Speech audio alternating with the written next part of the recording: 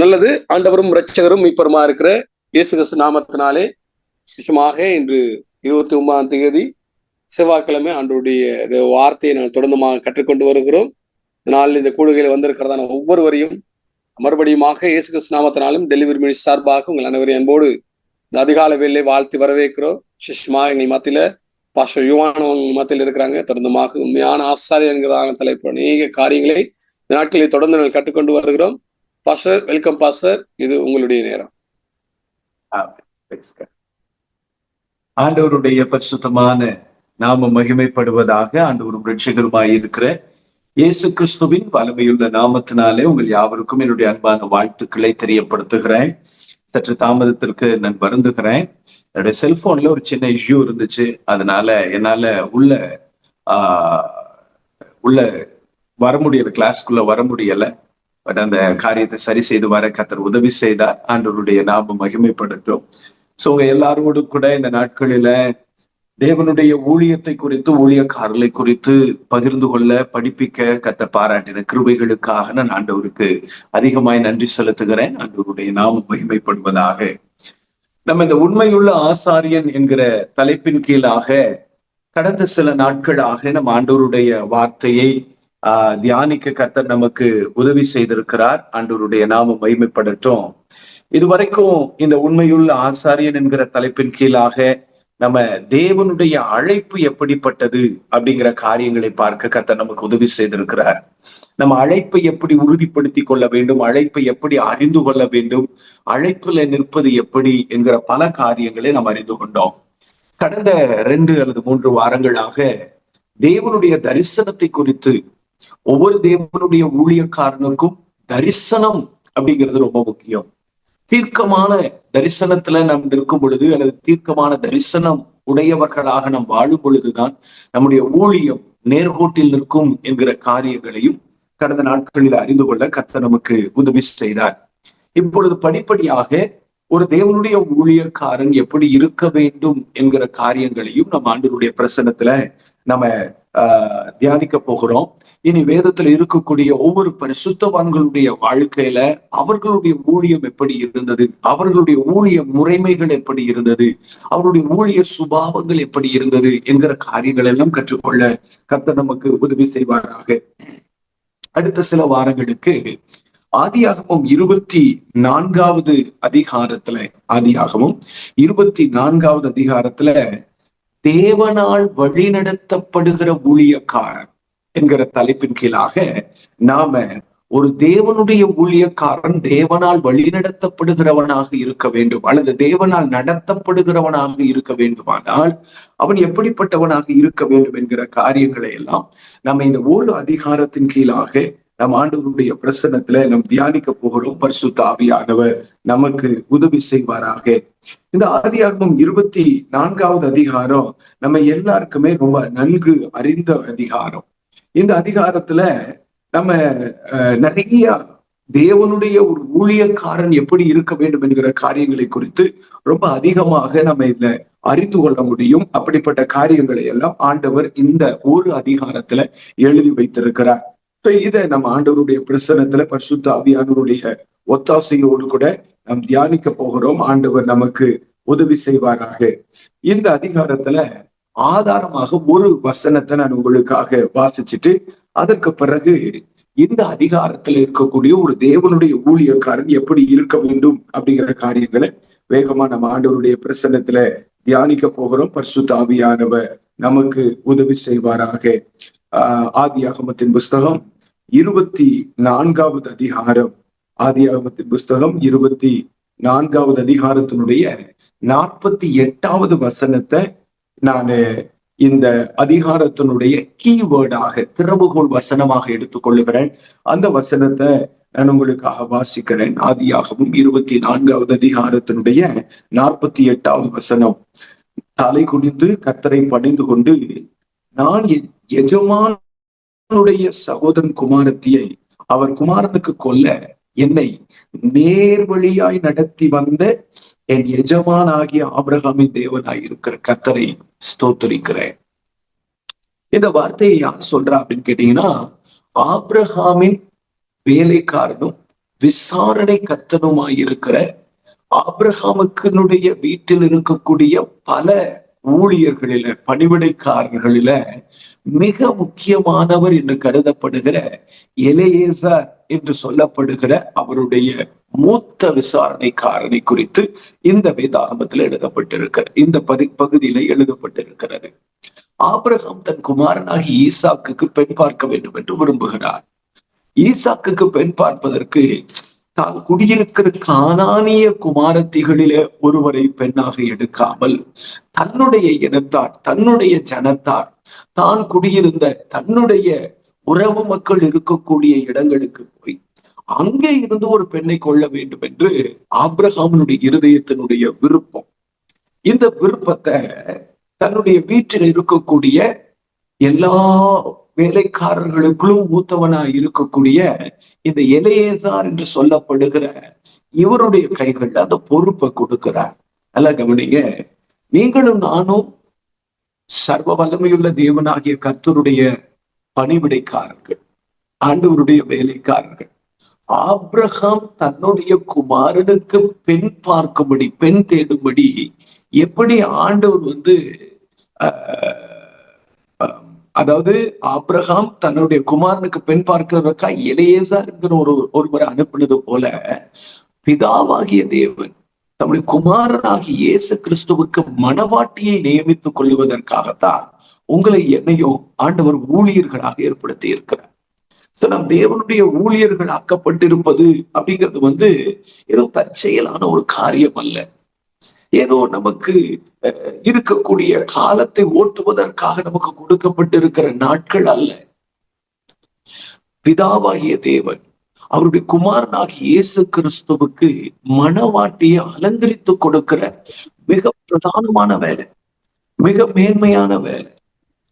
வேதம் சொல்லுகிறது, கர்த்தருடைய வேலையை அசதியாய் செய்வது சாபத்துக்கு ஏதுவானது. கர்த்தருடைய வேலையை அசதியாய் செய்கிறவன் சபிக்கப்பட்டவன் என்று சொல்லப்பட்டிருக்கிறது. நம்ம ஆண்டவருடைய வேலையை அசதியா செய்ய முடியாது, அசட்டையா செய்ய முடியாது.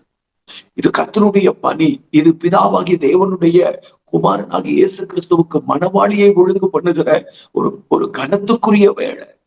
அதிக ஜாக்கிரதையோடு கூட செய்யணும், அதிக கவனத்தோடு கூட செய்யணும். ஒவ்வொரு முறையும் நம்ம சபையில் இருக்கிற ஜனங்கள் அல்லது நம்முடைய ஊழியத்தின் கீழ் சந்திக்கப்படுகிற ஜனங்கள், நம்ம மூலமாய் விசாரிக்கப்படுகிற ஜனங்கள், இவர்கள் எல்லாம் தேவனுடைய மணவாளி என்கிற ஸ்தானத்துல அலங்கரிக்கப்பட்டிருக்கிறார்களா? இன்னும் அவர்களுடைய அலங்காரம் முடியவில்லையா? இன்னும் அவர்கள் தேவனுக்கு நேரே திருப்பப்பட்டிருக்கிறார்களா? இன்னும் அவர்கள் கிறிஸ்துவுக்கு சமீபமாய் வாழுகிறார்களா? இதை பார்த்து பார்த்து பார்த்து பார்த்து பார்த்து பார்த்து நம்ம ஆண்டவருடைய ஊழியத்தை செய்ய வேண்டிய அவசியம் இருக்கிறது. கவனிங்க, இங்க ஆபிரகாம் தன்னுடைய குமாரனாகிய ஈசாக்குக்கு பெண் பார்ப்பதற்காக அவர் எலியேசர் என்று சொல்லப்படுகிற தன்னுடைய பிரதான வேலைக்காரனுக்கு இந்த பொறுப்பை கொடுத்து அனுப்புகிறார். இந்த எலியேசரை குறித்து இந்த ஒரு அதிகாரத்துலதான் சொல்லப்பட்டிருக்கிறது. ஆனா ஒரு அதிகாரத்துல சொல்லப்பட்டிருந்தாலும் ஒரு தேவ ஊழியக்காரனுடைய வாழ்க்கையில் இருக்கிற அத்தனை ஊழிய சுபாவங்கள் அல்லது அத்தனை ஊழிய தன்மைகளும் ரொம்ப தெளிவாக இந்த வேத அதிகாரத்துல எழுதப்பட்டிருக்கிறது. நம்ம சில வாரங்களுக்கு டைம் எடுத்து நம்ம இந்த ஒரு அதிகாரத்தை நாம் தியானிக்க போகிறோம். தேவனால் நடத்தப்படுகிற ஒரு தேவனுடைய ஊழியக்காரன் எப்படிப்பட்டவராக இருக்க வேண்டும் என்கிற தலைப்பின் கீழாக நம்ம ஒரு சில காரியங்களை பார்க்க போகிறோம். முதலாவது காரியம் ஒரு தேவனுடைய ஊழியக்காரன் எப்படிப்பட்டவனாக இருக்க வேண்டும். ஆதியாகமத்தின் புஸ்தகம் 24வது அதிகாரத்தினுடைய 2வது வசனத்தை முதலாவது நான் வாசிக்கிறேன். ஆதியாகமம் 24:2. அப்பொழுது ஆபிரகாம் தன் வீட்டில் உள்ளவர்களில் வயதில் மூத்தவனும் தனக்குண்டான எல்லாவற்றிற்கும் அதிகாரியுமாகிய தன் ஊழியக்காரனை நோக்கி. இதுல ஒரு வேர்டை நான் பார்க்கிறேன், வயதில் மூத்தவன். இந்த ஆபிரகாமனுடைய வீட்டில இருந்த எல்லா வேலைக்காரர்களிலும் இந்த எலியேசர் என்று சொல்லப்படுகிற இந்த வேலைக்காரர் வயதில் மூத்தவன். கவனிங்க, எலியேசர் அப்படிங்கிற அந்த வார்த்தை, அதனுடைய வார்த்தையினுடைய அர்த்தம் என்ன அப்படின்னு கேட்டீங்கன்னா, தேவன் உதவி செய்கிறார் என்ற அர்த்தம். எலியேசர் எல் என்று சொன்னால் தேவன். ஈசர் என்கிற வார்த்தை எபினேசர் என்கிற வார்த்தையோடு கூட இசைந்த வார்த்தையாக இருக்கிறது. சோ எலியேசர் என்று சொல்லப்படுகிறது தேவன் உதவி செய்கிறார். God is helping. கவனிங்க, தேவ ஊழியர்களா இருக்கிற உங்களுக்கும் எனக்கும் கற்புள்ள ஒரு கன்னிகையை கர்த்தருக்கு அலங்கார மனவாட்டியாக ஆயத்தப்படுத்துகிற இந்த பிரதானமான வேலையில, இந்த மகிமையான வேலையில தேவன் நமக்கு உதவி செய்கிறவராகவே இருக்கிறார். இது ஆண்டவருடைய ஒத்தாசை கிடைக்க பெறுகிற, ஆண்டவருடைய ஒத்தாசையின் கீழ் நின்று நிறைவேற்றுகிற மகிமையான ஊழிய நாட்கள். கவனிங்க, இந்த வேலைக்காரன் மூத்தவன், வயதில் மூத்தவன் என்று சொல்லப்பட்டிருக்கிறது. அப்ப நான் இவரிடத்துல பார்க்கிற முதலாவது காரியம் என்ன அப்படின்னு கேட்டீங்கன்னா, ஒரு பக்குவம் உள்ள, தேர்ச்சி உள்ள ஒரு ஊழியக்காரன் இருக்கும். வயதில் மூத்தவன் அப்படின்னு சொன்னா இந்த எலியேசருக்கு நல்ல அனுபவம் இருக்கிறது. வயது சென்று போன ஒரு ஒரு ஒரு மனுஷனா இருக்கிறதுனால இவருக்கு தன் எஜமானை புரிந்து கொள்ளுகிற பக்குவம் இருக்கிறது ஊழியக்காரனுக்கு. வயதில் மூத்தவன் அப்படின்னு சொன்னா இந்த எலியேசருக்கு நல்ல அனுபவம் இருக்கிறது. வயது சென்று போன ஒரு ஒரு ஒரு மனுஷனா இருக்கிறதுனால இவருக்கு தன் எஜமானை புரிந்து கொள்ளுகிற பக்குவம் இருக்கிறது. தன் எஜமான் தன் கையில் கொடுத்திருக்கிற அந்த வேலையை, அந்த பொறுப்பை, அந்த ஊழியத்தை எடுத்துக் கொள்ளுகிற அந்த மனப்பக்குவம் இருக்கிறது. அதை எப்படி நிறைவேற்ற வேண்டும், அதை எப்படி செய்து முடிக்கணும், அதற்காக என்ன பிரயாசம் எடுக்கணும் அப்படிங்கிற ஒரு பக்குவம் இருக்கிறது. நம்பர் 1, முதலாவது காரியம், கர்த்தருடைய ஊழியர்களா இருக்கிற நமக்கு ஒரு ஸ்பிரிச்சுவல் மெச்சூரிட்டி நமக்கு தேவை. ஒரு ஆவிக்குரிய பக்குவம் நமக்கு தேவை. அப்போஸ்தலனாகிய பவுல் சொல்லுகிறார், நான் எல்லாமே அடைந்தாயிற்று என்று சொல்லுவதற்கு ஒன்றுமே இல்லை. ஒன்று செய்கிறேன், பின்னானவைகளை எல்லாம் மறந்து முன்னானவைகள், அதாவது தேவையில்லாத காரியங்களை எல்லாம் அப்புறப்படுத்தி விட்டு தேவையான, முக்கியப்படுத்தப்பட வேண்டிய, முதன்மைப்படுத்தப்பட வேண்டிய காரியங்களை முன்வைத்து பரம அழைப்பின் பந்தய பொருளுக்காக எனக்கு ஒரு லக்கு கொடுக்கப்பட்டிருக்கிறது, அதை நோக்கி நான் தொடர்ந்து ஓடுகிறேன். ஏன் அப்போஸ்தலனாகிய பவுல் இந்த வார்த்தையை சொல்றாருன்னா, அவருக்குள்ள இருக்கக்கூடிய அந்த ஸ்பிரிச்சுவல் மெச்சூரிட்டி, அந்த ஆவிக்குரிய பக்குவ நிலை. ஆனா கவனிங்க, இன்றைக்கு நீங்களும் நானும் ஆவிக்குரிய பக்குவ நிலை உள்ளவர்களாக இருக்கணும். தேவனுடைய சித்தத்தை அறிந்து கொள்வதற்கு, தேவனுடைய திட்டங்களை புரிந்து கொள்வதற்கு, தேவனை புரிந்து கொள்வதற்கு நமக்குள்ள ஒரு ஸ்பிரிச்சுவல் ஸ்டஃப் தேவை. நமக்குள்ள ஸ்பிரிச்சுவல் மெச்சூரிட்டி தேவை. அதை கவனிங்க, நம்ம ஆவிக்குரிய நிலையில பக்குவம் உள்ளவர்களாக, தேறினவர்களாக இருக்கும் பொழுதுதான் நம் முன் கொடுக்கப்பட்டு இருக்கிற ஊழியத்தை, அல்லது நம்ம கையில கொடுக்கப்பட்டு இருக்கிற பொறுப்புகளை நம்ம ரொம்ப சிறப்பாக செய்ய முடியும். இல்லைன்னா செய்ய முடியாது. ஆண்டவர் நமக்கு அதற்கு உதவி செய்கிறார். அந்த அந்த பக்குவ நிலைக்கு நாம கடந்து வருவது ரொம்ப முக்கியம். அந்த முதிர்ச்சியை நோக்கி நாம் பிரவேசிக்க வேண்டியது ரொம்ப முக்கியம். இந்த எலியேசர் என்று சொல்லப்படுகிற இந்த வேலைக்காரன், அவன் ஆபிரகாமனுடைய வீட்டில பிறந்தவர்களில அவன் வயதில் மூத்தவனாக இருக்கிறார். அதனால அவருக்குள்ளாக ஒரு மெச்சூரிட்டி ஹார்ட், ஒரு ஸ்பிரிச்சுவல் மெச்சூரிட்டி, ஒரு ஆவிக்குரிய ஸ்தரம் அல்லது ஒரு ஆவிக்குரிய தரம் அவருக்குள்ள இருக்கு. பாருங்க, அவருடைய மெச்சூரிட்டியை இந்த வசனத்தின் கீழாக நம்ம நிறைய காரியங்களை நம்ம பார்க்க முடியும். இப்ப ஆபிரகாம் என்ன சொல்றாரு அப்படின்னு கேட்டீங்கன்னா, அப்புறம் 3வது வசனத்துல, கானானியருடைய குமாரத்திகளிலே நீ என் குமாரனுக்கு பெண் பார்க்க வேண்டாம். இப்ப நான் கானானியர்களுக்கு நடுவுல நான் வாழ்ந்துகிட்டு இருக்கிறேன். இங்கு என்னுடைய குமாரனுக்கு பெண் பார்க்க கூடாது. நீ என் தேசத்துக்கும் என் இனத்தாரிடத்துக்கும் போய் என் குமாரனாக ஈசாக்கு பெண் கொள்வேன் என்று எனக்கு ஆணையிட்டு கொடுத்துட்டு போ அப்படின்னு சொல்ற. 5வது வசனத்துல அதற்கு அந்த ஊழியக்காரன், ஒருவேளை அந்த இடத்து பெண் இந்த தேசத்துக்கு வர மனதில்லாதிருந்தால் நீ விட்டு வந்த தேசத்திற்கு தானே உம்முடைய குமாரனை நாங்க கூட்டிட்டு போட்டுமா? நீங்க சொல்ற மாதிரியே உம்முடைய இனத்தாரிடத்திற்கு, உம்முடைய தேசத்துக்கு நான் போறேன். அங்க இருக்கிற பெண் ஒருவேளை இங்க வரமாட்டேன்னு சொல்லிட்டான். நீங்க கானான்ல பெண் வேண்டான்னு சொல்றீங்க. ஒருவேளை அந்த பெண் இந்த கானானுக்கு வரமாட்டேன்னு சொல்லிட்டா, நானு உம்முடைய குமாரனாகிய ஈசாக்கு அங்க அழைச்சுக்கிட்டு போகட்டுமா அப்படின்னு சொல்லி கேட்கிறேன்.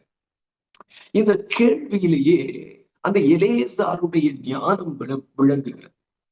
அவர் ரொம்ப கிளியரா ஆபிரகாமினுடைய இருதயத்தை புரிந்து கொள்வதற்கான முயற்சிகளை எடுக்கிறார். அப்ப ஆபிரகாம் சொல்றார், no no no no no, நீ அதை செய்யவே கூடாது. நீ என் 6வது வசனத்துல, நீ என் குமாரனை மறுபடியும் அங்க அழைத்து கொண்டு போகாதபடிக்கு எச்சரிக்கையாயிரு அப்படிங்கிற. அப்போ ஆபிரகாமினுடைய இருதயத்தை புரிந்து கொள்ளுகிற காரியம் ரொம்ப கிளியரா தெளிவா இவர் ஆபிரகாம்கிட்ட கேள்விகளை கேட்டு புரிந்து கொண்டு காரியங்களை செய்து ஆபிரகாம் கேட்டுக்கொண்டபடியே ஆபிரகாமுக்கு ஆணையிட்டு கொடுத்துட்டு அதற்கப்புறம் கடந்து போகிறார். அங்க போனா அங்க போய் சும்மா ஏதோ ஒரு பெண்ணை பார்க்கல. அங்க ஆபிரகாமினுடைய அந்த மெசபத்தோமியாவுக்கு அங்க போயிட்டு அங்க எலியேசர் என்ன பண்றாருன்னா ஒரு கிணற்றண்டையில இருந்து ஒரு நல்ல ஜெபத்தை செய்கிறார். ஆண்டவருடைய சித்தத்தை அறிந்து கொள்வதற்கான ஜெபம். ஒன்று, தன்னுடைய எஜமானை அறிந்து கொள்வதற்கான, எஜமானுடைய இருதயத்தை அறிந்து கொள்வதற்கான ஜெபம் அவர்கிட்ட இருந்துச்சு. அந்த அந்த அதை அறிந்து கொள்வதற்கான தெளிவு அவருக்குள்ள இருந்துச்சு. 2வது அவருக்குள்ள என்ன இருந்துச்சு அப்படின்னு கேட்டீங்கன்னா, தேவனுடைய சித்தத்தை அறிந்து கொள்ள வேண்டும் என்கிற ஒரு தெளிவு.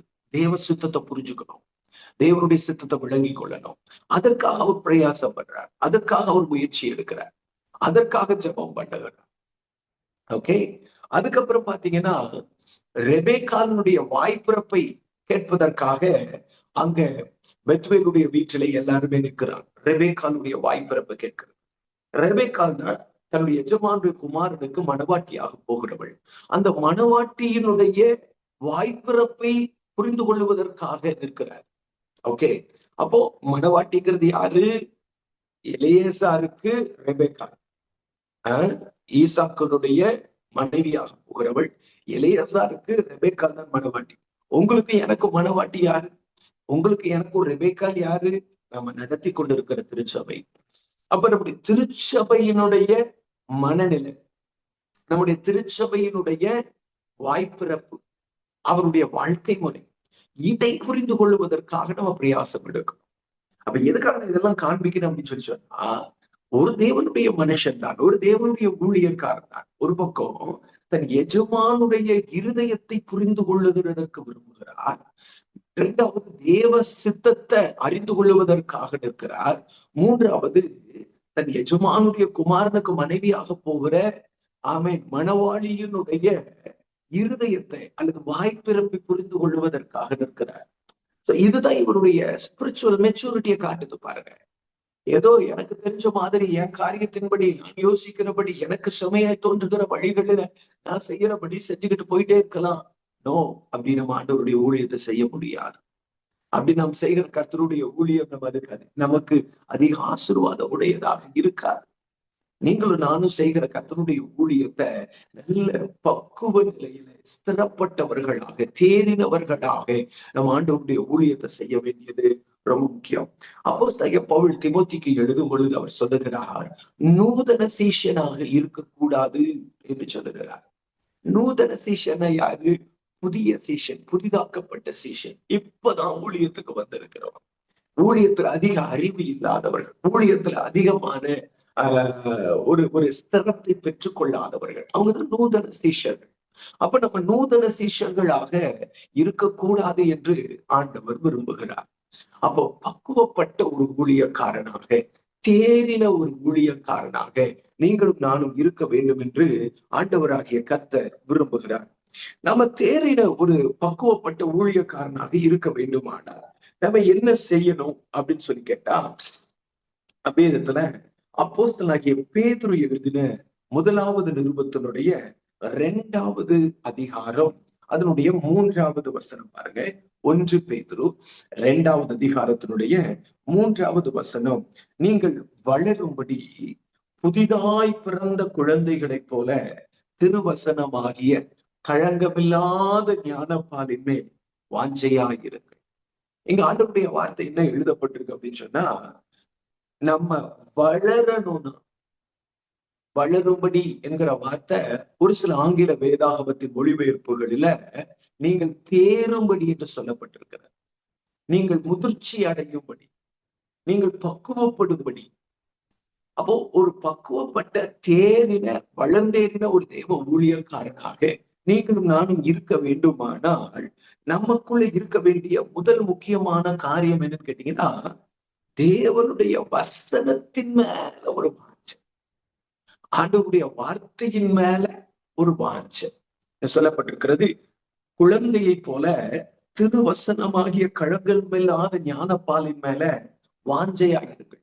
ஒரு ஒரு ஒரு ஒரு மதர் ஃபீடிங் பேபி, ஒரு தாய்ப்பால் குடிக்கிற குழந்தை தன் தாயின் மடியில் இருக்கும் பொழுது தன் தாயின் பால் ஆகிய உணவை எடுத்துக் கொள்வதற்கு அந்த குழந்தை எவ்வளவு வாஞ்சியா இருக்குமோ, எவ்வளவு ஆசையா இருக்குமோ, அதற்காக எவ்வளவு அழுமோ.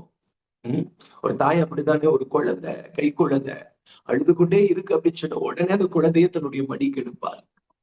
ஏன் அந்த குழந்தை ஏன் அழுகுது, அந்த குழந்தையினுடைய கதறல் சத்தம் ஏன் வெளியே வருது, அந்த குழந்தையினுடைய கண்ணி ஏன் கலங்குது அப்படின்னு சொன்னா, அந்த குழந்தைக்கு இப்ப உடனடியாக பால் வேணும். அந்த பாலுக்காக அந்த குழந்தை துடிக்குது.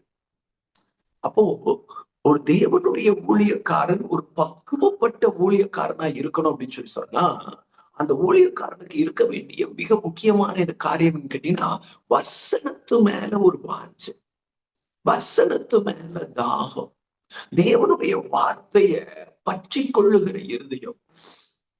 இன்னைக்கு நான் நிறைய ஊழியர்களை பார்க்கிறேன். பல ஊழியர் முகாம்களில போய் நிற்கிறேன், பல ஊழியர்களுக்கு நடுவுல பேசுகிறேன், பல ஊழியர்களை நெருங்கி பழகுகிறேன். நான் என்ன பார்க்கிறேன் அப்படின்னு சொன்னா, நிறைய ஊழியர்களுக்கு வேத வசன அனுபவமே கிடையாது. வசனத்தோடு வாழ்க்கையே இல்லை. தேவனுடைய வார்த்தையை எடுத்து பகுத்து பார்க்க வேண்டும், அதை ஆராய்ந்து படிக்க வேண்டும், அதை உபதேசிக்கிறதற்கு முன்பதாக அதை வாழ்க்கையாக்கி கொள்ளுவதற்கு அந்த வசனத்தினுடைய சாரத்தை விளங்கி கொள்ளணும். இந்த இருதயம்ல நிறைய ஊழியக்காரங்களுக்கு இல்லை. வசனத்து மேல வாஞ்சையில நிறைய ஊழியக்காரர்களுக்கு பைபிள் என்ன தெரியுங்களா, ஒரு பிரசங்க கையேடாக மாறிடுச்சு. ஒரு பிரசங்க கையேடு. பைபிளை கையில எடுத்து அந்த பைபிளை பிரசங்கம் பண்ணுவதற்காக மட்டும்தான் பயன்படுத்துகிறார்.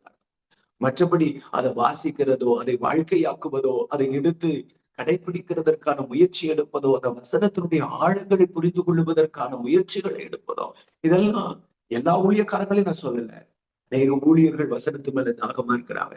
பெரும்பாலான ஊழியர்களுக்குள்ள அது இல்லை. அந்த ஊழியக்காரர் அந்த பிரசங்கம் பண்றாரா, அதை அப்படியே எடுத்துக்கணும். இந்த ஊழியக்காரர் பிரசங்கம் பண்றாரா, ஒரு முறை ஒரு ஊழியர் ஐக்கியத்துல நான் பிரசங்கம் பண்ணி கொண்டிருந்தேன். அப்போ அந்த மீட்டிங் ஒரு வார்த்தை விடல, எல்லா வார்த்தையும் கம்ப்ளீட்டா நோட்ஸ் எடுத்துட்டேன். நீங்க பேசுற அத்தனை இல்லுஸ்ட்ரேஷன்ஸையும் கம்ப்ளீட்டா நான் நோட் பண்ணிட்டேன். ரொம்ப ஆசீர்வாதமா இருந்துச்சு, ரொம்ப பிரயோஜனமா இருந்துச்சுன்னு சொன்னார். நான் ரொம்ப கர்த்தருக்குள் சந்தோஷப்பட்டேன். ஆனா ஒரு வார்த்தை அவர் என்ன சொன்னாருன்னா, இந்த வசனத்தை அப்படியே இந்த வாரம் என் சர்ச்ல இருக்கிற மக்களுக்கு நான் பேசிடுவேன் பாஸ்டர், அப்படியே ஜனங்களுக்கு நான் பிரசங்கிச்சிருவேன். அப்ப நான் என்ன கேட்கிறேன், நீங்க பிரசங்கத்தை எதற்காக கேட்டீங்க? நீங்க பிரசங்கத்தை எதுக்காக நோட்ஸ் எடுத்தீங்க? பிரசங்கிக்கிறதுக்காக. இன்றைக்கு நிறைய பேரு அப்படிதான் ஆண்டவருடைய வார்த்தையை கேட்பதும், ஆண்டவருடைய வார்த்தையை வாசிப்பதும், ஆண்டவருடைய பிரசங்கங்களில் அமர்ந்திருப்பது எல்லாமே எதுக்காக கேட்டீங்கன்னா, இன்னொரு பக்கம் பிரசங்கம் பண்றதுக்கா, இன்னொரு இடத்துல ஊழியத்தை நடத்துவதற்காக இல்லைங்க. உங்களுக்கும் எனக்கும் வசனத்து மேல ஒரு தணிக்க முடியாத தாகமும் ஆசையும் வாஞ்சையும் நமக்கு இருக்கணும். நம்ம வசனத்து மேல ஒரு பிரியம் நமக்கு இருக்க வேண்டியது அவசியம். சங்கீத புத்தகம் எப்படி ஆரம்பிக்கிறது, துன்மார்க்கருடைய ஆலோசனை வேண்டாம், பாவிகளுடைய வழி வேண்டாம், பரியாசக்காரங்க உட்கார்ற இடத்துல உட்கார அவங்க ஐக்கியம் உனக்கு வேண்டாம். அப்போ இது வேண்டாம், துன்மார்க்கருடைய ஆலோசனை வேண்டாம், பாவிகள் போய்கொண்டிருக்கிற அந்த வழி வேண்டாம், பரியாசக்காரர்களுடைய ஐக்கியம் வேண்டாம். ஆலோசனை வேண்டாம், வழி வேண்டாம், ஐக்கியம் வேண்டாம். இந்த ஆலோசனை, வழி, ஐக்கியம் இவங்க கூட இருக்கக்கூடாது.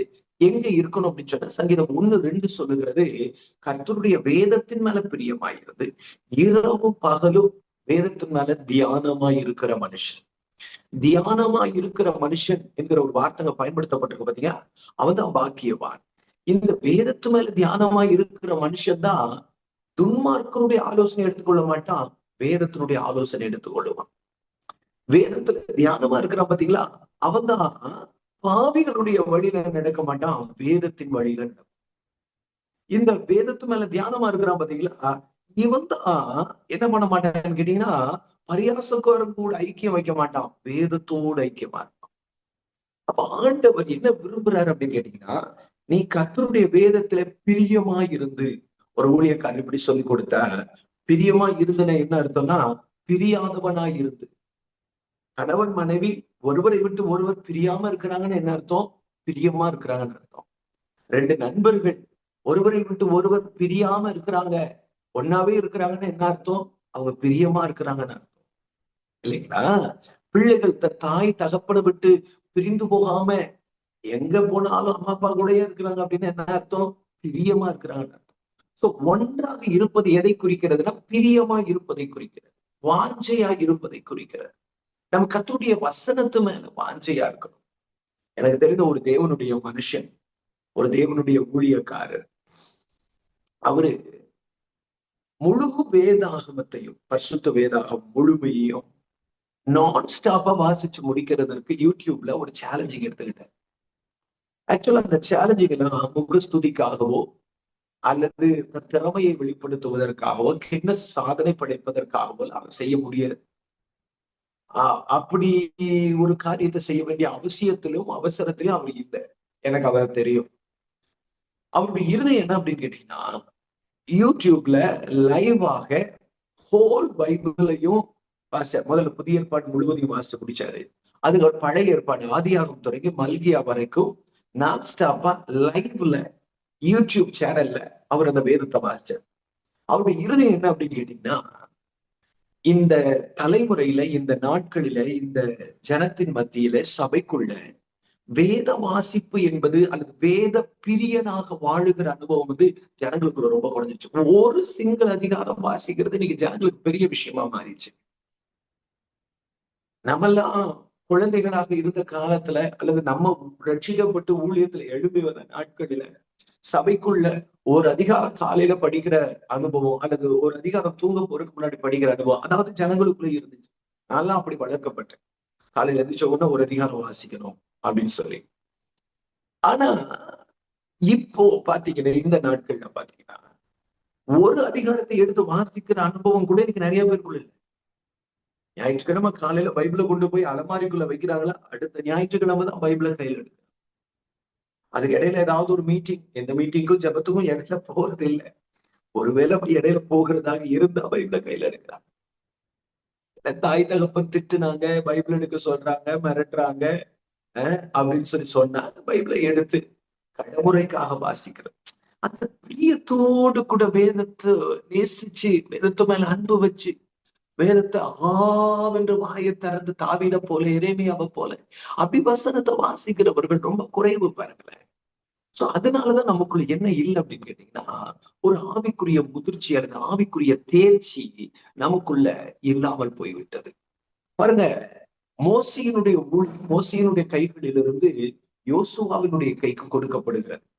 மோசே இஸ்ரவேல் ஜனங்களை வழிநடத்தி கூட்டி கொண்டு வந்து இஸ்ரவேல் ஜனங்களை கானானுக்குள்ள கூட்டி சேர்க்கிற அந்த மிக முக்கியமான ஊழியத்தை, மோசேனுடைய தலையின் மேல இருந்த அந்த தலைமைத்துவ ஊழியத்தை ஆண்டவர் யார் மேல வச்சான்னு கேட்டீங்கன்னா, யோசுவா மேல வைத்தார்.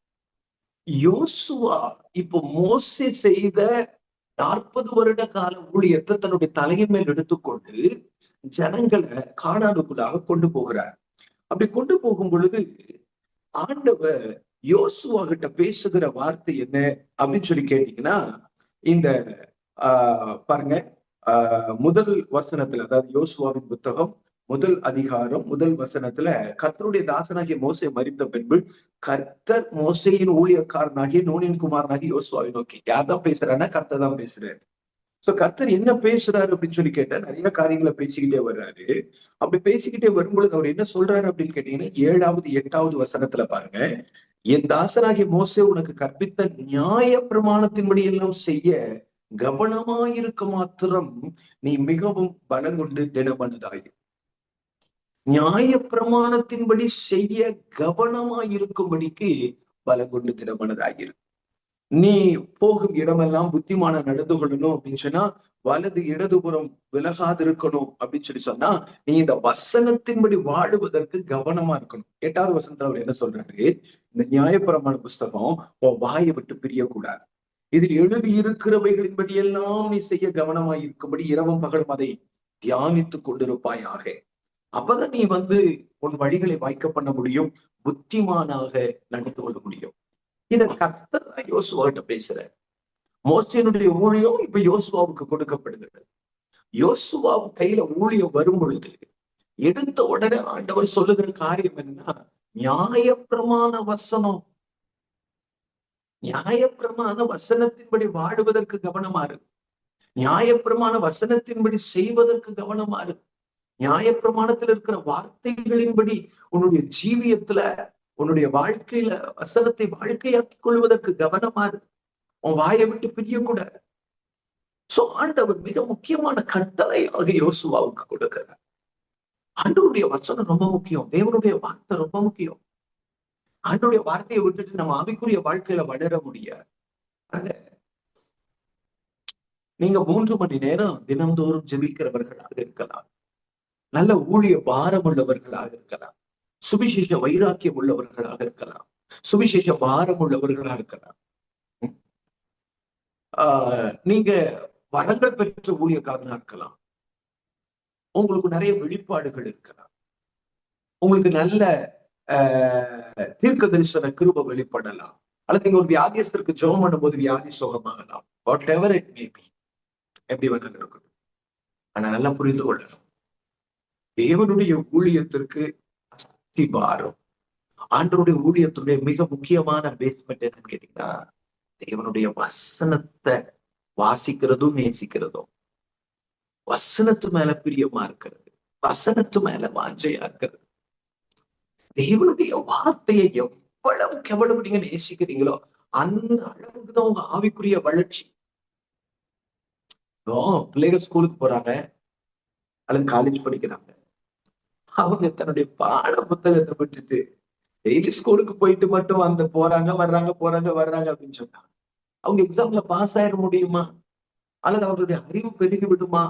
அல்லது அவங்களுடைய உலக அறிவில் அவங்க வளர்ந்து விட முடியுமா? ஒரு ஸ்டாண்டர்ட்ல இருந்து அடுத்த ஸ்டாண்டர்டுக்கு அவங்க ப்ரமோட் ஆயிட முடியுமா? முடியாது. அப்ப அவங்க என்ன பண்ணணும்னா, அவங்க பாட புத்தகத்தை அவங்க படிக்கணும். அவங்க பாட புத்தகத்தை அவங்க படிச்சு மனப்பாடம் பண்ணணும். அவங்க பாடத்துல என்ன இருக்கோ அவங்க புரிந்து கொள்ளுவதும். அதுக்கு அவங்களுக்கு தன்னுடைய பாடத்து மேல ஒரு இன்ட்ரெஸ்ட் வேணும். என்கிட்ட ஒரு பிள்ளை 10th படிக்கிற ஒரு பிள்ளை என்கிட்ட சொன்னா, எனக்கு மேக்ஸ் அண்ட் சயின்ஸ் எனக்கு சரியா வராதுங்கள், நான் மேக்ஸ்லயும் சயின்ஸ்லயும் மார்க் ரொம்ப குறைவாக தான் வாங்குறேன் அப்படின்னு சொன்னா. அப்ப நான் கேட்டேன், உனக்கு மேக்ஸ் சயின்ஸ் மார்க் கம்மியா வாங்குற, நான் உன்னை பார்த்து ஒரு கேள்வி கேட்கிறேன், எனக்கு பதில் சொல்லு. உனக்கு மேக்ஸ் சப்ஜெக்ட் பிடிக்குமான்னு கேட்டேன், சயின்ஸ் சப்ஜெக்ட் பிடிக்குமான்னு கேட்டேன். உடனே யோசிக்காம தலையாடுறேன், எனக்கு பிடிக்காது. நான் சொல்லி கொடுத்தேன், ஏன் மார்க் உனக்கு குறைவா இருக்குன்னா உனக்கு அந்த சப்ஜெக்ட் பிடிக்கல, அதனாலதான் மார்க் குறைவா இருக்கு. அந்த சப்ஜெக்ட்ல கொஞ்சம் கான்சென்ட்ரேஷன் பண்ணி அந்த சப்ஜெக்ட் உனக்கு பிடிச்சதா மாறிடுச்சுன்னா நீ அதுல மார்க் வாங்கிடுவ. அது உனக்கு பிடிக்கணும். ஏன் பிடிக்கல அப்படின்னு சொன்னா, அது கூட நீ டைம் ஸ்பெண்ட் பண்றது ரொம்ப குறைவு. நீ அது கூட டைம் ஸ்பெண்ட் பண்ணி பழகு. உட்கார்ந்து நிறைய மேக்ஸ் சம்ஸ கிளியர் பண்ணி பழகு. சயின்ஸ்ல இருக்கிற ஃபார்முலாஸ் கூட ரொம்ப அதிகமா நேரத்தை செலவிடு. கொஞ்சம் அதுல கான்சென்ட்ரேஷன் பண்ணி டைம் எடுத்து பாரு, உனக்கு அது பிடிக்க ஆரம்பிச்சிடும். அது உனக்கு பிடிக்க ஆரம்பிச்சிச்சுன்னா அதுல நீ மார்க் வாங்கிடுவ. அப்போ கவனிங்க, நமக்கு அந்த சப்ஜெக்ட் பிடிக்காததுனாலதான் அந்த சப்ஜெக்ட்ல நம்ம தேர்ச்சி அடையல. அது உனக்கு பிடிக்கணும். ஏன் பிடிக்கல அப்படின்னு சொன்னா, அது கூட நீ டைம் ஸ்பெண்ட் பண்றது ரொம்ப குறைவு. நீ அது கூட டைம் ஸ்பெண்ட் பண்ணி பழகு. உட்கார்ந்து நிறைய மேக்ஸ் சம்ஸ கிளியர் பண்ணி பழகு. சயின்ஸ்ல இருக்கிற ஃபார்முலாஸ் கூட ரொம்ப அதிகமா நேரத்தை செலவிடு. கொஞ்சம் அதுல கான்சென்ட்ரேஷன் பண்ணி டைம் எடுத்து பாரு, உனக்கு அது பிடிக்க ஆரம்பிச்சிடும். அது உனக்கு பிடிக்க ஆரம்பிச்சிச்சுன்னா அதுல நீ மார்க் வாங்கிடுவ. அப்போ கவனிங்க, நமக்கு அந்த சப்ஜெக்ட் பிடிக்காததுனாலதான் அந்த சப்ஜெக்ட்ல நம்ம தேர்ச்சி அடையல, இல்லைங்களா? இன்னைக்கு ஏன் நமக்கு வேத அறிவு இல்லை, வசன அறிவு இல்லை, அல்லது வசனத்தை வாழ்க்கையாக்கி கொள்ளுகிற அனுபவம் இல்லை அப்படின்னு கேட்டா, உண்மை நிறைய பேர் வாய்த்திருந்து அந்த வார்த்தையை சொல்ல மாட்டாங்க. பைபிள் நிறைய பேருக்கு பிடிக்கல. வேதம் நிறைய பேருக்கு பிடிக்கல. கவனிங்க, ஆண்டவருடைய வசனத்து மேல நமக்கு ஒரு வாஞ்சை இருந்துச்சு அப்படின்னு சொல்லி சொன்னா, ஆண்டுடைய வசனம் நமக்கு தாகமா இருந்துச்சு அப்படின்னு சொல்லி சொன்னா, நம்மனால கண்டிப்பா கர்த்தருடைய வேதத்தோடு நேரத்தை செலவிடாம நம்மனால இருக்கவே முடியாது. ஆண்டவருடைய வசனத்தோடு கூட நம்ம நேரத்தை செலவிடாம நம்மளால இருக்கவே முடியாது. ஆண்டவர் இந்த வேத வசனங்களை, தேவனுடைய வார்த்தைகளை ஆண்டவர் நமக்கு ஒரு பெரிய ஆசீர்வாதமான பொக்கிஷங்களாக ஆண்டவர் நமக்கு வைத்திருக்கிறார்.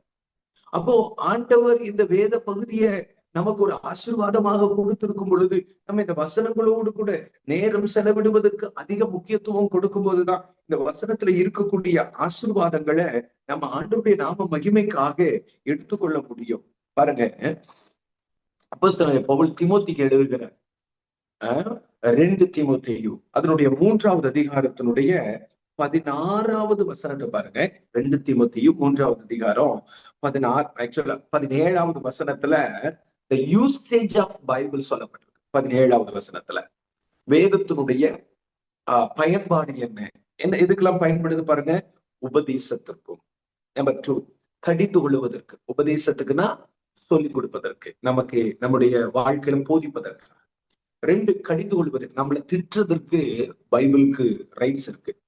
நம்மளை சீர்படுத்துவதற்கு, சரி செய்யறதுக்கு. 4வது, நீதியை சொல்லிக் கொடு. எது நீதி அப்படிங்கிறத சொல்லிக் கொடுக்கறதுக்கு பைபிள் நமக்கு பிரயோஜனமா இருக்கு. சோ இந்த 4 விஷயங்களும் நமக்கு the usages of பைபிள், வேதத்தினுடைய பயன்பாடுகள். இப்போ 16வது வசனத்தை வாசிச்சு பாத்தீங்கன்னா, ஏன் பைபிள் நமக்கு இந்த விதத்துல பயன்பாடாக இருக்கிறது என்றால், இந்த வேத வாக்கியங்கள் தேவாவியினாலே அருளப்பட்டிருக்கிறது. ஏன் தேவாவியானவர் இந்த வேத வசனங்கள் நமக்கு அருளி இருக்கிறார்? தேவனுடைய மனுஷன் தேறினவனாகவும் எந்த நற்கிரியும் செய்ய தகுதி உள்ளவனாகவும். அப்ப ஆண்டவருடைய வசனம் நமக்கு கொடுக்கப்பட்டிருக்கிறதனுடைய காரணம் என்ன? நம்ம தேறினவர்களாக இருக்கணும். நான் சொல்றேன், கர்த்தருடைய வார்த்தையை பிடிச்சுக்கிட்டீங்கன்னா, வசனத்தை பிடிச்சுக்கிட்டீங்கன்னா, வசனத்தோடு நேரத்தை செலவிட ஆரம்பிச்சீங்கன்னா, வசனத்தை வாழ்க்கையாக்க ஆரம்பிச்சீங்கன்னா, வசனத்துக்கு செவி கொடுக்கிற இருதயம் உங்களுக்குள்ள இருந்துச்சு அப்படின்னு சொல்லி சொன்னா, நிச்சயமாகவே உங்க ஊழியம் அல்லது ஊழியக்காரனா இருக்கிற நீங்க தேறின வேத பாரகனாக, ஒரு தேறின தேவ ஊழியக்காரனாக, தேவனுடைய நாமத்தை மகிமைப்படுத்துகிற ஒரு கிருபா பாத்திரமாக, மகிமைக்கு புகழ்ச்சியாக நீங்க தேவனால் ஏற்படுத்தப்பட முடியும். சோ ஆண்டவர் இன்னைக்கு நம்மகிட்ட எதிர்பார்க்கிறது என்ன அப்படின்னு கேட்டீங்கன்னா, வசனத்து மேல வாஞ்ச, வசனத்து மேல தாகம். அப்போஸ்தலனாகிய பவுலோடு கூட ஊழியத்தில் இருந்த அப்பல்லோவை குறித்து சொல்லப்பட்டிருக்கிறது, அவன் வேதாகமத்தில் வல்லவன் என்று சொல்லப்பட்டிருக்கிறது. எஸ்ரா புத்தகத்துல நீங்க எஸ்ராவை குறித்து வாசிக்க முடியும். எஸ்ரா 7வது அதிகாரம் 10வது வசனத்துல வாசிச்சு பாத்தீங்க அப்படின்னு சொல்லி சொன்னா, எஸ்ரா வேத வாக்கியங்களை ஆராய்ச்சி செய்யவும், அதன்படி செய்யவும், அதன்படி வாழவும், அதை உபதேசிக்கவும் தன் இருதயத்துல பக்குவப்படுத்தி இருந்தார். எஸ்ராவுக்குள்ள ஒரு 3 ஆர்டர் இருந்துச்சு. வசனத்தை தன்னுடைய லைஃப்ல 3 ஆர்டர்ல வச்சிருந்தார். 1, வேதத்தை ஆராய்ச்சி செய்யணும், வேதத்தை புரிஞ்சு படிக்கணும், வேதத்தை அலசி படிக்கணும், ஜோடியுள்ள வசனங்களை தேடி பார்க்கணும், அதனுடைய வியாக்கியானங்களை விளங்கி கொள்ளணும், அதனுடைய பின்னணியை புரிந்து கொள்ளணும். அப்போ முதல்ல ஆராய்ச்சி பண்ணணும். ஆராய்ச்சி பண்ணின உடனே அதை உபதேசத்துக்கு கொண்டு போயிடக்கூடாது. நீங்க நிறைய பேர் பைபிள் ஒரு வெளிப்பாடு கிடைச்சிச்சுன்னா இந்த வெளிப்பாட்டை பிரசங்கமாக்கிடுறோம், இந்த வார்த்தைகளை சபைக்கு சொல்லிடணும், இந்த காரியத்தை சபைக்கு சொல்லிடணும். இல்ல இல்ல, ஆராய்ந்து பார்த்து அந்த வசனத்தினுடைய சாரத்தை எடுத்ததுக்கு பிறகு அதை வாழ்க்கையாக்கணும். அடிக்கடி என் ஊழியர்களுக்கும் என் சபை மக்களுக்கும் சொல்லிக் கொடுக்கிற ஒரு விஷயம், வசனத்தை, வேதத்தை வாயில் வைத்து பிரசங்கிக்கிறவனாக அல்ல, வாழ்க்கையில் வைத்து பிரசங்கிக்கிறவர்களாக மாறணும். ஆண்டவர் உங்ககிட்ட என்கிட்ட அதை எதிர்பார்க்கிறார். வாழ்க்கையில் வைத்து, அதாவது பைபிளை கையில் எடுத்திருக்கிறோம், அந்த பைபிளை வாயில வச்சு பிரசங்கிக்கிறவர்களா இருக்கக்கூடாது. அந்த பைபிளை நம்முடைய லைஃபுக்குள்ளாக அதை இன்ஸ்டால் பண்ணி, நம்முடைய லைஃபினுடைய இம்ப்ளிமெண்ட்ரியாக மாற்றி, நம்முடைய லைஃப்ல இருந்து அந்த வசனத்தை எடுத்து பேசும், நம்முடைய வாழ்க்கையில இருந்து அந்த வசனம் பேசணும். இன்னைக்கு வசனத்தை பேசுகிறதற்கு நிறைய பேர் இருக்கிறாங்க. இன்னைக்கு வசனத்தை வாழ்ந்து காட்டுவதற்கு தான் ஆட்கள் இல்லை. தேவனுடைய வசனத்தின்படி வாழ்வதற்கு தான் ஆட்கள் இல்லை. வசனத்திற்கு செவி கொடுப்பதற்கு தான் ஆட்கள் இல்லை. அப்ப கர்த்தருடைய வார்த்தைய வாழ்க்கையாக்கி வாழ்க்கையிலிருந்து எடுத்து பிரசங்கிக்கிறவர்கள் இன்னைக்கு தேவை. இன்னைக்கு ஸ்டேஜ்ல ஒரு ஊழியக்காரர் கர்த்தருடைய வசனத்தை பேசுகிறதற்காக முழங்குகிறார், வெற்றிக்கிறார் அப்படின்னு சொன்னா அதை பார்த்து இன்னைக்கு சபை ஏமாந்து கொண்டு இருக்கிறது. அந்த வசனத்தை பேசுகிற விதம், அந்த வசனத்தை கொண்டு வருகிற அந்த ஸ்டடி ஸ்டைல், இதெல்லாம் பார்த்து என்ன வசன அறிவு, என்ன வசன ஞானம், என்ன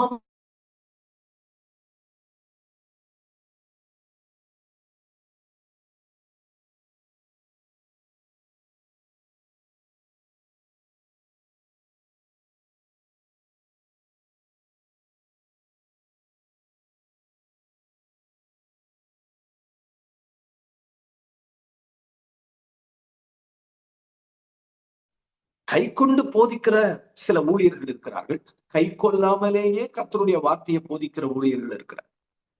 யாக்கோபு எழுதுறாரு, அதிக ஆக்கினை அடைவோம் என்று அறிந்து உங்களில் அநேகர் போதகராக இருப்பீர்களாக.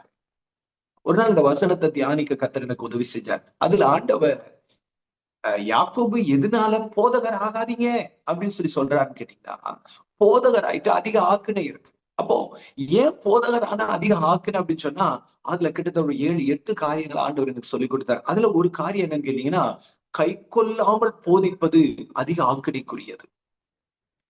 ஆண்டவருடைய வார்த்தைய கை கொண்டு போதிக்கணும். அப்போ எஸ்ரா வேத வாக்கியங்களை ஆராய்ந்து பார்த்தார், 2வது அதின்படி செய்தார். அதுக்கப்புறம் தான் என்ன பண்ணாருன்னு கேட்டீங்கன்னா, வேத வாக்கியங்களை உபதேசிப்பதற்காக கொண்டு போனார். சோ இந்த இந்த இந்த ஆர்டர் நமக்கு ரொம்ப முக்கியம். இன்னைக்கு ஆண்டவருடைய சமூகத்துல உட்கார்ந்து வேதத்தை ஆராய்ந்து பாரு. நீங்க அப்போஸ்தலர் 17வது அதிகாரத்தினுடைய 11வது வசனத்தை வாசிச்சு பாத்தீங்க அப்படின்னு சொன்னா, அங்க பெரோயா பட்டணத்து மக்களை குறித்து சொல்லப்பட்டிருக்கு. எனக்கு ரொம்ப பிடித்த வசனங்கள்ல அது ஒரு வசனம். பெரோயா பட்டணத்தார் மனோவாஞ்சையாய் வசனத்தை ஏற்றுக்கொண்டு காரியங்கள் இப்படி இருக்கிறதோ என்று சொல்லி தினந்தோறும் வேத வாக்கியங்களை ஆராய்ந்து பார்த்ததினால தெசலோனிக்கேயில் உள்ளவர்களை பார்க்கிலும் இவர்கள் அதிக வலிமை உள்ளவர்கள் ஆனார்கள் வசனம் இல்ல, இவர்கள் அதிக வல்லமையும் வரமும் பெற்றவர்கள் ஆயிட்டாங்க அப்படின்னு சொல்லப்படல.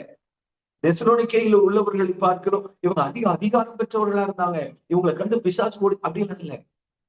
இவங்க தினந்தோறும் வேத வாக்கியங்களை ஆராய்ந்து பார்த்ததுனால தெசலோனிக்கேயில் உள்ளவர்களை பார்க்கிறோம் அதிக நற்குணசாலிகள். பெரோயா பட்டணத்தில் இருக்கிறவங்களுக்குள்ளாக ஒரு ஸ்பிரிச்சுவல் டிரான்ஸ்பர்மேஷன் அவங்களுக்குள்ள உண்டாச்சு. ஒரு ஆவிக்குரிய மறுரூபம். வேதத்தை ஆராய்ந்து பார்க்க அவங்களுடைய பார்வை மாறுச்சு, பேச்சு மாறுச்சு, நடக்க மாறுச்சு. விட முடியாத கோபம், விட முடியாத எரிச்சல், பொறாமை, பெருமை, தற்பிரிய, இந்த சுபாவம் எல்லாம் உள்ள கிடந்தது. பணாசை உள்ள கிடந்தது. மன்னிக்க முடியாத தன்மை, ஏற்றுக்கொள்ள முடியாத தன்மை, விட்டு கொடுக்க முடியாத தன்மை, இந்த மாதிரி மனுஷிக சுபாவம் எல்லாம் உள்ள கிடந்துச்சு. ஆனா வேதத்தை தினந்தோறும் ஆராய்ந்து பார்க்க என்ன ஆச்சு அப்படின்னு கேட்டீங்கன்னா, ஆண்டவருடைய வசனம், கர்த்தருடைய வார்த்தை அவங்களை மறுரூபப்படுத்த ஆரம்பிச்சு, நற்குணசாலியா மாத்துச்சு, நல்ல குணாதிசயங்கள் உள்ளவங்களா மாத்துச்சு, அவங்களை ஸ்பிரிச்சுவல் ஒரு ஒரு ஒரு ஒரு ஆவிக்குரிய தரம் உள்ளவர்கள் அவங்கள மாத்துச்சு. ஓகே, அதான் வசனம் செய்யறவர் தேவனுடைய வார்த்தை. இன்னைக்கு உங்களுக்கு எனக்கும் ஒரு ஆவிக்குரிய பக்குவ நிலை வேணும் அப்படின்னு சொன்னா, ஆவிக்குரிய முதிர்ச்சி நமக்கு வேணும் அப்படின்னு சொன்னா, நமக்கு தேவை கர்த்தருடைய வசனத்து மேல ஒரு ஆசை, வசனத்து மேல ஒரு தாகம், வசனத்தோடு கூட நேரம் செலவிடுவதற்கு நம்ம எடுக்கக்கூடிய முயற்சிகள். எவ்வளவு நேரம் பைபிளோட டைம் ஸ்பெண்ட் பண்றோம்?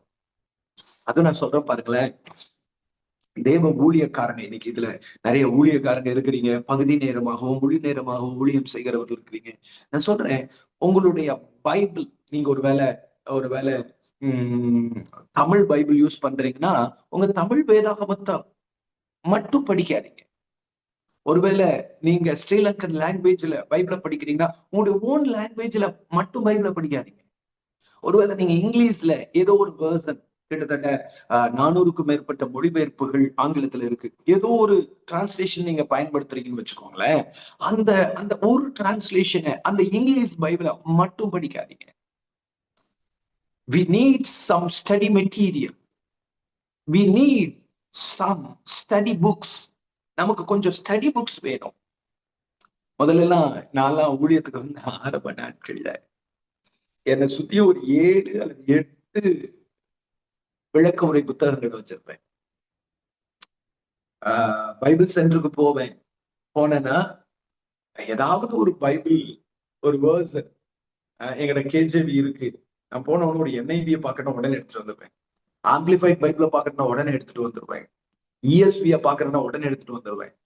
ஆனா குட் நியூஸ் பைபிள முதல்ல எல்லாம் நான்லாம் ஊழியத்துக்கு வந்து ஆரம்ப நாட்கள்ல என்னை சுத்தி ஒரு 7 அல்லது 8 விளக்க உரை புத்தகங்கள் வச்சிருப்பேன்.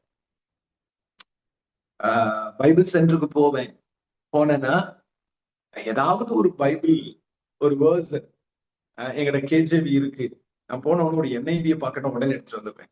ஆம்பிளிஃபைட் பைபிள பாக்கணும்னா உடனே எடுத்துட்டு வந்துருவேன். ESV பாக்கணும்னா உடனே எடுத்துட்டு வந்துருவேன். ஆனா குட் நியூஸ் பைபிள பார்த்தேன்னா உடனே எடுத்து வாங்கிட்டு வந்துருவேன். நான் போனாலே என்னுடைய கண்ணே பாத்தீங்கன்னா பைபிள் மேலதான் இருக்கும்.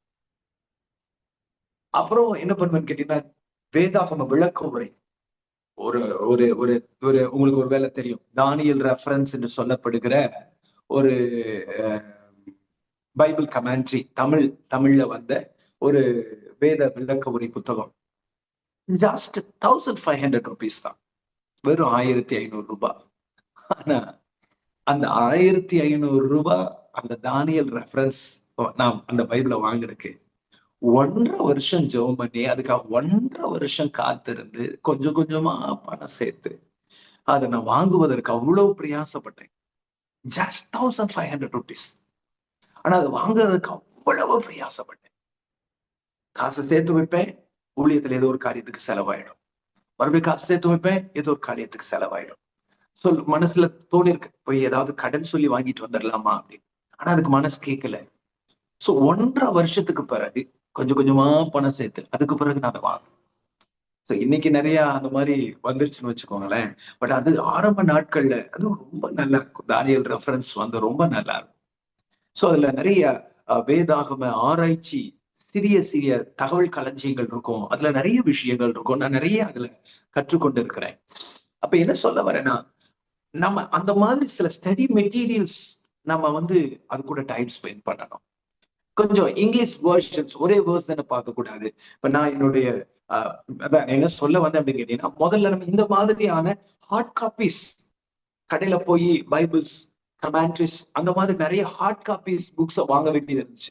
என்னை சுத்தி ஒரு 7 கட்டிலுக்கு கீழே முழங்கால் போட்டிருப்பேன். கட்டில முழங்கால் இருந்துதான் நான் வந்து மெசேஜுக்கு ப்ரிப்பேர் பண்ணுவேன். அப்போ கட்டில என்ன பண்ணுவேன்னு கேட்டீங்கன்னா, சுத்தியும் நிறைய புக்ஸை திறந்து வச்சிருப்பேன். அதை படிப்பேன், இதை படிப்பேன், இதை படிப்பேன், இதை படிப்பேன், இதை படிப்பேன். 2 hours 3 hours டைம் ஸ்பெண்ட் பண்ணுவேன் ஒரு 45 minutes மெசேஜுக்காக. பட் அப்படி இருந்துச்சு. பட் இப்போ அப்படி கிடையாது. இப்ப நம்ம அப்படியெல்லாம் ஹாட் காப்பீஸ கட்டில ஃபுல்லா டேபிள்ல ஃபுல்லா வச்சு படிக்கணுங்கிற அவசியம் இல்லை. நமக்கு நிறைய அப்ளிகேஷன்ஸ் இன்னைக்கு அவைலபிளா இருக்கு.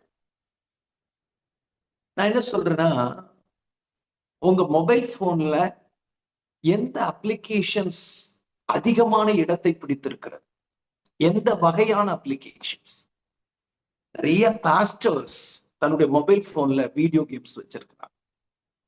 எனக்கு தெரியல நீங்க யூஸ் பண்றீங்களா இல்லையான்னு தெரியல. நிறைய பாஸ்டர்ஸ் வீடியோ கேம்ஸ தன்னுடைய மொபைல் போன்ல வச்சிருக்கிறாங்க. டைம் கிடைக்கும் போது டிராவலிங் டைம்ல வீடியோ கேம் விளையாடிட்டு இருக்கிறாங்க. நிறைய பாஸ்டர்ஸ் சோசியல் மீடியாஸ் நிறைய வச்சிருக்கிறாங்க. அது கூட நிறைய டைம் ஸ்பெண்ட் பண்றாங்க. ஃபேஸ்புக், இன்ஸ்டா, ட்விட்டர், த்ரெட்ஸ், இப்படி நிறைய அதுல டைம் ஸ்பெண்ட் பண்ணிக்கிட்டே இருக்கிறாங்க. அதுல ஒன்ஸ் ஸ்க்ரோல் பண்ண ஆரம்பிச்சோன்னா அது ஸ்க்ரோலிங் நம்மள ஸ்க்ரோல் பண்ணிக்கிட்டு இருக்கு. ஃபேஸ்புக்லயும் இன்ஸ்டாவிலையும் நம்ம ஸ்க்ரோல் பண்ண ஆரம்பிச்சோம்னா அது கொஞ்ச நேரத்துல நம்மள ஸ்க்ரோல் பண்ண ஆரம்பிச்சோம். அதுல டைம் எடுத்துட்டு போயிடுது. இன்னும் ஒரு சில தேவ ஊழியர்கள் என்ன பண்றாங்க அப்படின்னு கேட்டீங்கன்னா, என்டர்டெயின்மெண்ட் சேனல்ஸ், என்டர்டெயின்மெண்ட் அப்ளிகேஷன்ஸ் நிறைய வச்சிருக்கிறாங்க. இன்னும் ஒரு சில ஊழியர்கள் என்ன பண்றாங்கன்னு கேட்டீங்கன்னா, உலக நடப்பை அறிந்து கொள்வதற்கு நியூஸ் அன்னைக்கு ஒரு ஊழியக்காரர் ஒரு 13 நியூஸ் சேனலை அவர் என்ன பண்ணிருக்கிறாருன்னா தன்னுடைய செல்போன்ல இன்ஸ்டால் பண்ணி வச்சிருக்கிறார். 13 நியூஸ் சேனல்ஸ். அவர் வேலை என்ன கேட்டீங்கன்னா எப்பவும் நியூஸ் கேட்கறதா. அவர்கிட்ட போய் நீங்க எப்போ எங்க என்ன நடந்துச்சு, அரசியல் சூழ்நிலை என்ன, எந்த மாநிலத்துக்கு யார் முதலமைச்சரா இருக்கிறார், எங்க டிஎஸ்பி மாறி இருக்கிறாங்க, எங்க ஐஜி மாறி இருக்கிறாங்க, கலெக்டர் யாரு, என்ன டீட்டெயிலு, இப்ப யார் புதுசா அரசியலுக்கு வந்திருக்கிற அரசியல் சாசனங்கள் காரியங்கள் என்ன கேட்டீங்கன்னாலும் சொல்லுவார். அவருக்கு அப்படி ஒரு விருப்பம் நியூஸ் சேனல்ஸ் மேல. நான் கேட்கிறேன், உங்க செல்போன்ல அதிகமாக எந்த அப்ளிகேஷன்ஸ்? இப்ப என் கையில ஆண்டவர் எனக்கு ஒரு கிருபையா ஒரு டேப் ஆண்டவர் கொடுத்திருக்கிறார். இந்த டேப்ல நீங்க பாத்தீங்கன்னா நிறைய செல்போன் டூல்ஸ் தான் நான் வச்சிருக்கேன், நிறைய மொபைல் டூல்ஸ் தான் நான் வச்சிருக்கிறேன். ஸோ இந்த டேபை நான் வாங்கும் பொழுதே பாத்தீங்கன்னா, ஸோ இதுல இருக்கிற இந்த அப்ளிகேஷன்ஸ் எல்லாமே பைபிள் டூல்ஸ், எல்லாமே பைபிள் டூல்ஸ். ஸோ என்னன்னு கேட்டீங்கன்னா, நான் இதை வாங்கும் பொழுது இதுல வந்து சோசியல் மீடியா இதுக்குள்ள கொண்டு வரக்கூடாது. இதுல ஃபேஸ்புக் கிடையாது, இதுல இன்ஸ்டாகிராம் கிடையாது, இதுல வாட்ஸ்அப் கிடையாது, இதுல யூடியூப் மாத்திரம் வச்சிருக்கிறேன் சில மெசேஜஸ் கேட்பதற்காக. அதை அன்இன்ஸ்டால் பண்ண முடியாதுங்கிறதுனால.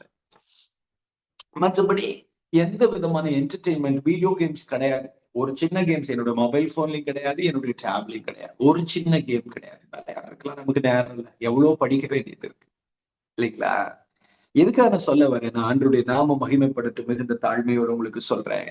நம்ம கர்த்தருடைய வசனத்துக்கு நம்ம அதிக நேரத்தை கொடுக்கணும், வேதத்தை வாஞ்சிக்கணும், வேதத்தை விரும்பணும். ஒரு பக்குவம் உள்ள ஒரு தேறின தேவனுடைய மனுஷனாக நீங்களும் நானும் இருக்கணும்னா பைபிள் கூட டைம் ஸ்பெண்ட் பண்றது ரொம்ப முக்கியம். எந்த அளவுக்கு நீங்க வேதத்தை வாசிக்கிறீங்க, தியானிக்கிறீங்க பாருங்களேன். கடைசி ஒரு காரியத்தை சொல்லி முடிக்கிற நேரம் ஆயிடுச்சு. நமக்கு 1189 அதிகாரங்கள் இருக்கு. ஒரு நாளைக்கு ஒரு அதிகாரத்தை நம்ம ஸ்டடி பண்ணி படிச்சோம்னா ஒரு மணி நேரம் 1.5 மணி நேரம் உங்களுக்கு டைம் இருக்கு. அந்த ஒரு மணி நேரம் அல்லது 1.5 மணி நேரத்துல ஒரு நாளைக்கு ஒரு அதிகாரத்தை ஸ்டடி பண்ணி படிச்சோம் அப்படின்னு சொல்லி சொன்னா அந்த ஒரு அதிகாரத்திற்குள்ளாக நம்ம நிறைய காரியங்களை கற்றுக்கொள்ள முடியும். ஒரு 4 வருஷம் பைபிள் காலேஜ் ஸ்டூடெண்ட்ஸுக்கு 3 வருஷம் பைபிள் காலேஜ் படிக்கிறாங்க இல்லைங்களா? நம்ம ஒரு 4 வருஷம் டைம் எடுத்துக்கிட்டோம் அப்படின்னு சொல்லி சொன்னா ஒரு நாளைக்கு ஒரு அதிகாரம் படிச்சோம்னா 4 வருஷத்துல ஹோல் பைபிளை ஸ்டடி பண்ணி படிச்சிடலாம். பைபிள் கூட டைம் ஸ்பெண்ட் பண்ண ஆரம்பிச்சிட்டோம் அப்படின்னு சொல்லி சொன்னா ஸ்டடி பண்ணி படிச்சிடலாம். 4 வருஷத்துல ஹோல் பைபிளை நம்ம ஏராளமான சத்தியங்களை விளங்கி கொள்ள முடியும். நீங்க முயற்சி பண்ணுங்களேன். தேவனுடைய ஊழியக்காரலா இருக்கிற நீங்களும் நானும் ஒரு நாளைக்கு ஆதியாகமம் ஃப்ரம் ஜெனிசிஸ் 1:1 ஸ்டார்ட் பண்ணுவோம். முதல் அதிகாரத்துல ஸ்டார்ட் பண்ணுங்க. ஒரு நாளைக்கு ஒரு அதிகாரம். இப்போ நமக்கு May 1 வருது, 1ஆம் தேதி முதல் அதிகாரத்தை கையில எடுங்க. அந்த அதிகாரத்தை பகுத்து பிரித்து அதுல சொல்லப்பட்டிருக்கிற வார்த்தைகளுக்கு அர்த்தம் தேடி ஆங்கில வேதாகம மொழிபெயர்ப்புகள் என்ன அர்த்தம் சொல்லப்பட்டிருக்கு, உங்களுக்கு வேற ஏதாவது ஸ்டடி புக்ஸ் இருந்துச்சு அப்படின்னு சொல்லி சொன்னா அதுல என்ன அதற்கு வியாக்கியானங்கள் கொடுக்கப்பட்டிருக்கிறது, அதுல ஆண்டவர் உங்களுக்கு கொடுக்கிற வெளிச்சம் என்ன, சில தேவ ஊழியர்கள் அதை குறித்து என்ன பேசுறாங்க. காலையில இருந்துச்சு ஒரு மணி நேரம் 1.5 மணி நேரம் ஒரு அதிகாரத்தை ஸ்டடி பண்ணுங்க. அன்னைக்கு டிராவலிங் உங்களுக்கு டைம் கிடைக்குதுன்னா ஆதியாகமம் 1ஆவது அதிகாரத்தை குறிச்சு எந்தெந்த தேவ ஊழியக்காரங்கெல்லாம் பைபிள் சர்மன் கொடுத்துருக்குறாங்களோ அந்த ஸ்டடிஸ் எல்லாம் ஹெட்போன் போட்டுக்கிட்டு நீங்க பாட்டுக்கு அந்த வசனங்களை கேளுங்க. அவங்க என்ன வியாக்கியானங்களை சொல்றாங்க. காலையில நீங்க தியானிச்சதும் அவங்க பேசுகிற காரியங்கள் கொஞ்சம் புதுசா இருந்ததுன்னா நைட்டு அதெல்லாம் நீங்க அந்த நோட்ஸ் எல்லாம் அப்டேட் பண்ணுங்க. அப்ப ஒரு நாளைக்கு ஒரு அதிகாரம். அப்ப 4 வருஷத்துல முழு வேதாகமத்தையும் நம்ம அறிந்து வாசிக்கிறவர்களாய், புரிந்து வாசிக்கிறவர்களாய், வசனத்தோடு கூட நேரத்தை செலவிடுகிறவர்களாய் நீங்களும் நானும் மாற்றப்பட்டு விடுவோம். ஆண்டவராகிய கர்த்தர் ரொம்ப நல்லவர். இந்த நாட்களில தேறின ஊழியக்காரனாக, பக்குவம் உள்ள ஊழியக்காரனாக ஆண்டவர் உங்களையும் என்னையும் ஆசீர்வதிக்கணும்னு சொல்லி நான் ஆண்டவருடைய பிரசன்னத்துல விரும்புகிறேன். கர்த்தருடைய நல்ல நாமம் மகிமைப்படுவதாக. இயேசுவின் நாமத்தினால இதுல இருக்கிற ஒவ்வொருவரையும் நான் வாழ்த்துகிறேன். ஏதோ நம்ம தேவனுக்கு ஊழியம் செய்தோம் அப்படி இல்லை. நம்ம கையில கொடுக்கப்பட்டிருக்கிற பொறுப்பு ரொம்ப பெருசு.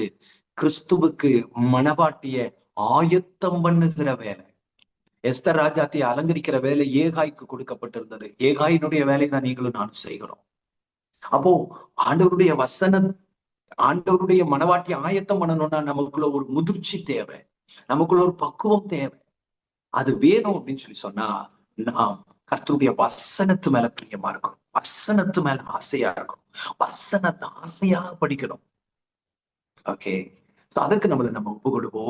ஒரு நாளைக்கு ஒரு அதிகாரத்தை ஸ்டடி பண்ணி படிக்க கர்த்தர் நமக்கு உதவி செய்வாராக. அதற்கான ஸ்டடி மெட்டீரியல்ஸ் கர்த்தர் நமக்கு தரட்டும். ஆண்டவருடைய நல்ல நாம மகிமைப்படட்டும். இயேசுவின் நாமத்தில் உங்களை வாழ்த்துகிறேன். கர்த்தர் உங்களை ஆசீர்வதிப்பாராக.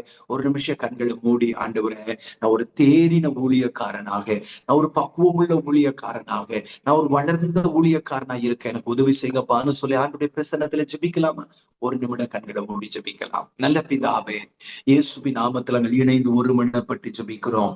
ஆண்டவரே, எலியேசார் ஆபிரகாமின் வீட்டில மூத்த ஊழியக்காரனாக இருந்தார், வளர்ந்த ஊழியக்காரனாக இருந்தார். தன்னுடைய மகனுக்கு பெண் பார்க்கக்கூடிய பக்குவமும் அனுபவமும் இந்த எலியேசாருக்கு இருந்துச்சு. நாங்களும் கிறிஸ்துவுக்கு மணப்பெண்ணை தேடிக்கொண்டிருக்கிறோம்.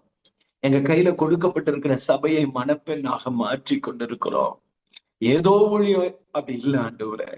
நாங்க செய்யற ஊழியம் கிறிஸ்துவுக்கு மணவாளியை ஆயத்தம் பண்ணுகிற ஊழியம், கிறிஸ்துவுக்கு பெண் பார்க்கிற ஊழியம். அந்த ஊழியத்தை ரொம்ப அதிக உத்தரவாதத்தோட செய்ய எங்களுக்கு கிருபை தருவீராக.